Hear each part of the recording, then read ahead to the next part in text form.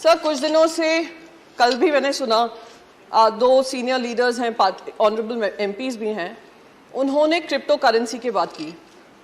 आज हमारा देश एकमात्र देश होगा पूरी दुनिया में जो क्रिप्टो करेंसी बिल लाने से पहले क्रिप्टो टैक्स लगा देता है, और एकमात्र वित्त मंत्री होंगी इस देश में जो कहती हैं पता नहीं लीगल है या इलीगल है, और वो मैं अभी नहीं बता सकती हूं। जब क्रिप्टो करेंसी रेगुलेशन आएगा तब हम बात करेंगे, पर हाँ, हम उस पर टैक्स जरूर लगाएंगे, हम उस पर टैक्स भी लगाएंगे, हम उस पर टीडीएस भी लगाएंगे। और मैं जब माननीय एमपी को सुन रही थी, सर कुछ भी नहीं है, सर कुछ भी नहीं है। हाँ, जरूर लगा दूंगी सर, अगर आपकी अनुमति होगी। वित्त मंत्री बता दो दे लीगल है या इलीगल। जी, तो मैं यहाँ पर बस ये बात कहना चाहूंगी सर कि हमारा टैक्स भी लग गया उस पर, हमें ये भी नहीं पता कौन सा स्टेटस है उसका, एसेट क्लास है, क्या क्लास में उसके अंतर्गत किया गया है। जिस तरीके से बताया गया इस पर टैक्स लगाओ, टैक्स लगाओ, टैक्स लगाओ और बढ़ाओ, क्योंकि बाकी सारे देश कर रहे हैं, उससे मुझे ध्यान आता है, और शायद सभी को ध्यान होगा, जब देश में कंप्यूटर आया था, देश में जब कंप्यूटर आया था तो हमारा ये विपक्ष ही था जो बैलगाड़ी लेकर बाहर आकर अपोज कर रहा था, कहा था लाखों लाखों युवा बेरोजगार हो जाएंगे, बेरोजगारी चरम सीमा पे बढ़ जाएगी, ये सरकार युवा विरोधी सरकार है। और क्या हुआ? कंप्यूटर आने के बाद अगर किसी देश को सबसे ज्यादा फायदा हुआ, देश के युवाओं को फायदा हुआ, वो भारत के बच्चों को फायदा हुआ। आज हम लोग बड़े बड़े लीडरशिप रोल्स में हैं, दुनिया भर में लीडरशिप रोल्स में हैं, तो उसका फायदा हमारे युवाओं को हुआ। तो बार बार ये कहना कि ये जो है बहुत ही गंदी चीज हो रही है, बहुत ही गलत चीज हो रही है, क्योंकि हमें नहीं समझ में आ रही है, तो ये गंदी ही होगी। ये बिल्कुल मुझे वो बात याद आती है कि बच्चों से कहा जाता है बचपन से ही, और हमारे भारत में ये विशेष करके होता है, तुम अगर इंजीनियर बनोगे, डॉक्टर बनोगे या आप चार्टर्ड अकाउंटेंट बनोगे, वही करियर होते हैं, बाकी सारे करियर गलत होते हैं। और अगर वो करियर गलत है, कोई और कुछ चूज करना चाह रहे हैं, तो उनको रोक जाने की कोशिश की जाती है। अगर रोकते नहीं है तो कहते हैं हम घर के बाहर निकाल देंगे। तो ये बिल्कुल वही हालत हो रही है क्रिप्टो के साथ, क्योंकि हम नहीं समझ पा रहे हैं कि क्या है उसके मंशा, क्या है इंटेंशन, क्या है एम्प्लॉयमेंट जनरेशन की कैपेसिटी, क्या है एनेबलिंग इकोसिस्टम बनने की जरूरत, क्या है वेब 3.0 क्या है। तो इसलिए हम उसको टैक्स भी करेंगे और हम उसका क्रिप्टो रेगुलेशन भी नहीं निकालेंगे। सर, मैं एक चीज यहां पर बहुत इंपॉर्टेंट, दूसरी चीज यहां पर कहूंगी। मैंने आपको कंप्यूटर का उदाहरण दिया, ऐसे ही इंटरनेट जब आया था, देश में ही क्या दुनिया में, हर डिस्ट्रप्टिव टेक्नोलॉजी आपको भी डिस्टर्ब करेगी, पॉलिसीज को डिस्टर्ब करेगी, और हमारी जिम्मेदारी बनती है कि हम उस टेक्नोलॉजी के आगे बनकर एक रेगुलेटरी फ्रेमवर्क बनाएं और इससे हम घबराएं नहीं। आज जब इंटरनेट आया, सबसे ज्यादा अगर फायदा हुआ तो हमारे ही देशवासियों को हुआ, पर दुख इस बात का होता है क्योंकि हम उनके लिए एक इनेबलिंग इकोसिस्टम नहीं बना पाए, उस वजह से वो दूसरे देशों में जाकर, आज आप कैलिफोर्निया देख लीजिए, यूनाइटेड स्टेट्स देख लीजिए, यूरोप देख लीजिए, जो बड़ी मल्टीनेशनल्स हैं, टेक्नोलॉजी रिलेटेड कंपनीज हैं, उसको हेड हमारे इंडियंस ही करते हैं। तो आज वही टैलेंट अगर हमारे देश में ऐसी कंपनीज बनाता तो क्या हमारे देश को फायदा नहीं होता? Sir, I will just conclude with just one last bit कि sir, we are living in the world of web 3.0. Either we choose to bite the bullet or we dodge the bullet. If we bite the bullet, we will be able to create an enabling ecosystem for our youth and empowering them and empowering the economy.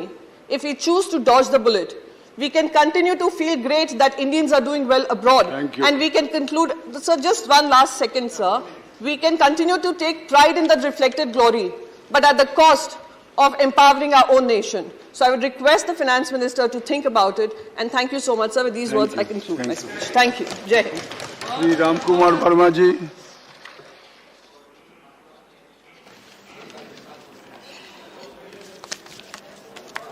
बहुत बहुत धन्यवाद उपसभापति।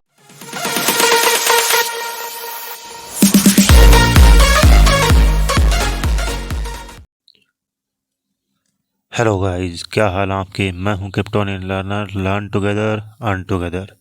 तो जैसा कि आपने video में देखा, ये हैं हमारी जो वक्ता हैं, उनका नाम है प्रियंका चतुर्वेदी। वो शिवसेना से हैं और महाराष्ट्र से वहाँ पर मेंबर हैं, पार्लियामेंट ऑफ मेंबर हैं। इन्होंने जिस तरह से बताया क्रिप्टो करेंसी में क्या क्या फ़ायदे हैं, क्या क्या एडवांटेज हैं और क्या क्या डिसएडवांटेज हैं। डिसएडवांटेज कम, एडवांटेज ज़्यादा हैं, क्योंकि ये कह रही हैं यहाँ पर इन्होंने बहुत अच्छी बात रखी कि हर चीज़ के दो पहलू होते हैं और नई नई टेक्नोलॉजी आती है तो वो लोगों को एक बार डराती ही है। और इंडियन गवर्नमेंट या फिर इंडिया पहले से ही क्या करता है, जब भी नई चीज़ आती है वो चेंज को लेके बहुत ज़्यादा डरता है। कि पहले के टाइम पे भी जब कंप्यूटर्स आए थे तब भी इसका ज़्यादा रिवोल्ट हुआ था, विरोध हुआ था। और उसके बाद में धीरे धीरे करके इंटरनेट आया तो उसका भी बहुत ज़्यादा विरोध हुआ था।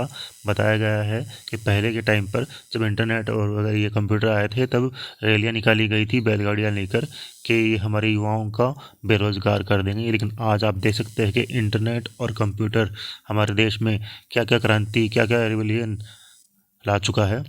आज इंडिया के बहुत से लोग बड़ी बड़ी ऑर्गेनाइजेशंस में बैठे हैं जो इंटरनेट OTT प्लेटफॉर्म पे काम करते हैं या फिर पूरे इंटरनेट को चलाती है, जैसे कि गूगल हो गया है, अमेज़ोन है, ऐसी बहुत सी, माइक्रोसॉफ्ट है, ऐसी बहुत सी कंपनियां हैं जहां पर इंडिया के लोग बड़े बड़े पदों पर बैठे हैं और जो ऐसी कंपनियों में काम करते हैं। तो आप देख ही पा रहे हैं कि ये चीज़ कितनी बढ़िया है। मैं समझता हूँ कि जो गवर्नमेंट है, गवर्नमेंट को ऐसे एक्सपर्ट हायर करने चाहिए जो ब्लॉकचेन टेक्नोलॉजी को उन्हें अच्छे से समझा सके, उनके फ़ायदे समझा सके। आगे आने वाले दिनों में ये आपको कैसे हेल्प कर सकती है, कैसे कैसे आप प्रोजेक्ट्स बना सकते हैं, इसके ऊपर हेल्प कर सकती है। लेकिन अभी जो गवर्नमेंट कर रही है, मैंने देखा है पार्लियामेंट सेशन में बहुत से लोग इसके ऊपर ट्रिपल मतलब डबल से डबल भी टैक्स लगाना चाहते हैं कि GST भी लगाएं,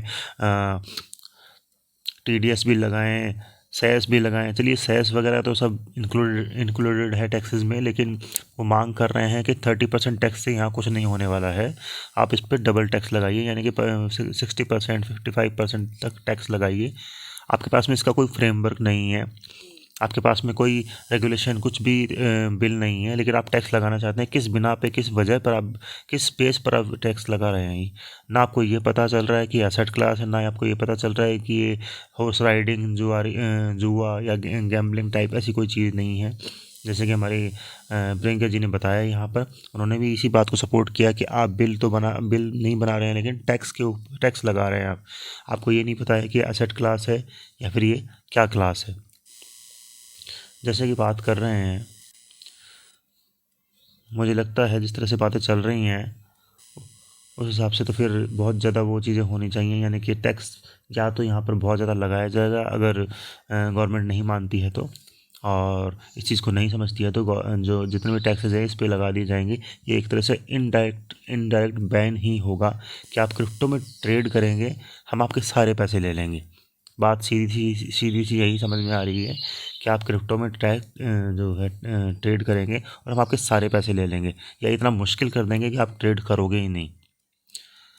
या फिर हो सकता है कि गवर्नमेंट एक समझ जाए और मतलब इस चीज़ को समझ जाए, इसकी टेक्नोलॉजी के समझ जाए और इस पर रिड्यूस कर दे टैक्स भी। आपने देखा होगा कि इसके ऊपर CZ ने भी एक ट्वीट किया है, मैं आपको दिखाना चाहूँगा। देखिए भाई, यहाँ CZ है, बाइनेंस के देखिए वेरीफाइड अकाउंट है। उन्होंने कल ही ट्वीट किया है कि नॉट ए टेक एक्सपर्ट, कि मैं यहाँ पर कोई भी टैक्स एक्सपर्ट नहीं हूँ, बट एज आई नो, जैसे कि मैं जानता हूँ, मोस्ट कंट्रीज, ज़्यादातर कंट्रीज हैव जीरो टैक्स, यानी कि वो कह रहे हैं कि ज़्यादातर कंट्रीज़ में 0% टैक्स है फॉर क्रिप्टो ट्रांजेक्शन के ऊपर। लेकिन अभी यहाँ इंडिया में इतने इतने टैक्स लगाए जा रहे हैं, इसको जुआ और गैम्बलिंग का एक समझा जा रहा है इसको, जो कि एक बिल्कुल भी सही बात नहीं है।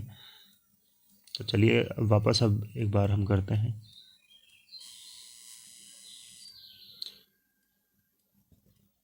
तो आपने देख ही लिया है कि ट्विटर पे CZ ने क्या लिखा है। उन्होंने भी इस चीज़ को सपोर्ट किया है कि बहुत ज़्यादा टैक्स है क्रिप्टो करेंसीज़ के ऊपर।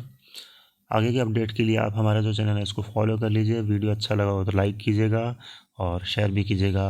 आगे की बिटकॉइन के अपडेट और ऑल्ट कॉइन के एंट्रीज़ के लिए आप हमें फॉलो कर लीजिए इंस्टाग्राम पर भी और टेलीग्राम पे, जिसका लिंक डिस्क्रिप्शन में है। तो चलिए आज का वीडियो यहीं बाइंड अप करते हैं। Thank you.